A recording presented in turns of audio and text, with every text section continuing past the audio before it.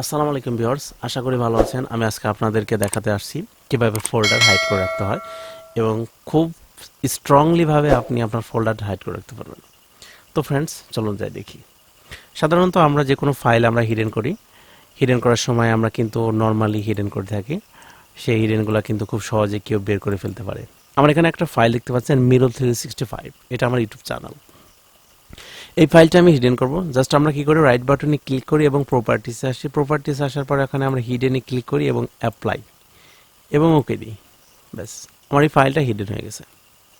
এটা কিন্তু সিম্পল, এটা অনেকেই জানে, আবার অনেকেই জানে না। তবে অধিকাংশ যারা কম্পিউটার ভালো করে ইউজ করে তারা কিন্তু অনেকেই জানে। এখন আপনি চালাকি করে আপনার ফাইলটা আপনি সিক্রেট রাখতে চাইলেন, কিন্তু আপনার চাইতে তো চালাক কেউ থাকতে পারে। তারা কি করবে, তারা ভিউতে আসবে। ভিউতে আসার পরে কিন্তু এখানে হিডেন আইটেমে ক্লিক করলে আপনার ফাইলটা এখানে শো করবে। অর্থাৎ আপনার ফাইল, গোপন ফাইলটা আর গোপন থাকলো না, ঠিক আপনার সবার সামনে চলে আসলো। ঠিক আছে ফ্রেন্ডস, আমরা আজকে দেখব কিভাবে আপনার একটা ফাইল, একটা ফোল্ডার একদম পারফেক্টলি আপনি সিক্রেট রাখবেন। আমি ধরে নিচ্ছি আমার ফাইল মিরুল 365, এটা আমার খুব একটা পার্সোনাল ফাইল। এই ফাইলটা আমি পারফেক্টলি এভাবে হিডেন করব।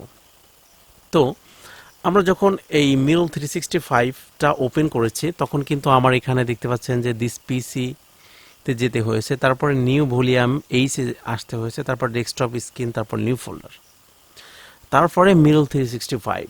আমি এই ফাইলটা আমি হিডেন করব, তাও স্ট্রংলি। ঠিক আছে। তো প্রথমে আমাদের যেটা করতে হবে, যে বারটা আছে, যে ওপেনার যে বারটা আছে, এবারে আমরা একটা ক্লিক করব। ক্লিক করার পর এখানে লিখব সিএমডি। ঠিক আছে, আমরা এখানে সিএমডি লেখার পরে ইন্টার প্রেস করব। ইন্টার প্রেস করার পরে এখানে উইন্ডোজ সিস্টেম 32 সিএমডির একটা উইন্ডো আসবে। এটা দেখে ভয় পাওয়ার কিছুই নাই। আমরা এইটা দিয়েই আমরা আমাদের ফাইলটা সিক্রেট রাখবো, গোপন রাখবো। আমাদের এখানে লিখতে হবে অ্যাট্রিপ। আমরা লিখব ATTRIB, অ্যাট্রিপ।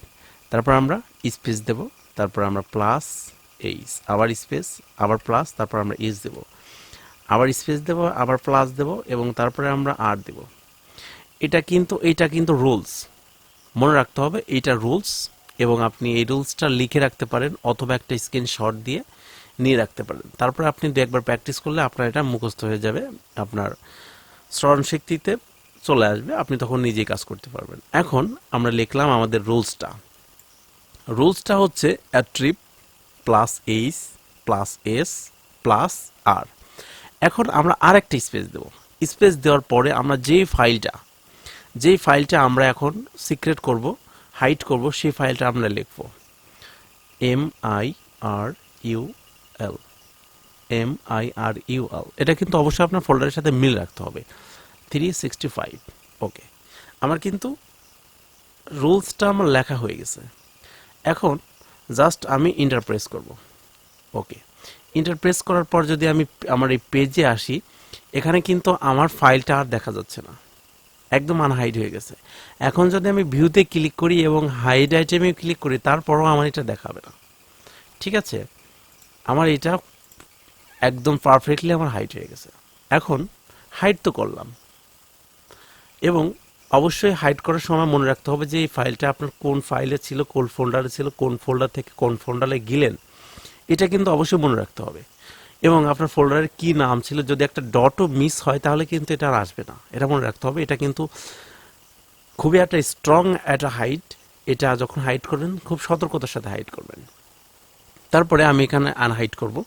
একইভাবে আমি যেখান থেকে আমি হাইড করেছি, একইভাবে আমি this PC, new volume H, desktop screen, new folder, এখানে আমি আবার আসবো। আসার পরে আমি এখানে আবার ক্লিক করব। এখন লিখব সিএমডি। এটা কিন্তু ফার্স্ট রুল, এটা কিন্তু মনে রাখতে হবে, সিএমডি। তারপর আমরা ইন্টার প্রেস করব। ইন্টার প্রেস করার পরে আমরা এখন লিখব অ্যাট্রিপ, ATTRIB, অ্যাট্রিপ, স্পেস দেব। প্রথমে আমরা প্লাস দিয়েছি, যেহেতু আমরা এখন এটা ব্যাক করব, সেক্ষেত্রে আমরা এখানে মাইনাস দেব, মাইনাস এইচ, স্পেস দেব, আবার প্লাস, আবার এইচ দেব, আবার একটা স্পেস দেব। সরি, প্লাস হবে না, এখন তো মাইনাস হবে, মাইনাস এস দিব, আবার স্পেস দেব, আবার মাইনাস দেব এবং আর দেব, তারপরে আবার একটা স্পেস দেব। আমরা যে ফাইলটা আমরা হাইড করেছি সেই ফাইলটার নাম কি ছিল, সেই ফাইল স্পেস মিরুল, MIRUL, মিরুল 365। ওকে, এবার আমরা জাস্ট এন্টার প্রেস করবো। অবশ্যই একই স্ট্রাকচার, বাট এখানে শুধু প্লাস ছিল, আমরা জাস্ট খালি মাইনাস দিব। ওকে, আমার কিন্তু এখানে ফাইল চলে আসছে। ওকে ফ্রেন্ডস, দেখতেই তো পারলেন যে আমি ফাইলটা প্রথমে হাইড করলাম এবং পরবর্তীতে আনহাইড করলাম। এটা কিন্তু খুব স্ট্রং, এটা মাথায় রাখতে হবে। আপনার যে ফাইল নেমটা, এই ফাইল নেমটা কিন্তু খুব ইম্পর্টেন্ট। এই ফাইল নেমটা অবশ্যই আপনার মনে রাখতে হবে। এই ফাইল নেমটা যদি ভুল হয়, একটা ডটও যদি আপনার মিস হয়, তাহলে কিন্তু আর ফাইলটা জিন্দেগিতেও আপনি খুঁজে পাবেন না, কোনোভাবেই আর আনা সম্ভব না। এটা মনে রাখতে হবে। সো ফ্রেন্ডস, আমি এই ফোল্ডার লকটা আজকের মতো এ পর্যন্ত শেষ, এবং এইটাই পারফেক্টলি, কোনো সফটওয়্যার ইউজ করা লাগবে না। আপনি এই রুলস অনুসরণ করে আপনার ফোল্ডারগুলো আপনি হাইড করে রাখতে পারবেন। সো আজকের একটা এটা বলতে পারেন যে আজকের একটা একটা ফ্রি টিপস, সবগুলোই ফ্রি টিপস, বাট এটা আমি এক্সট্রা একটা ফ্রি টিপস আমি এই ভিডিওর সাথে অ্যাড করে দিচ্ছি।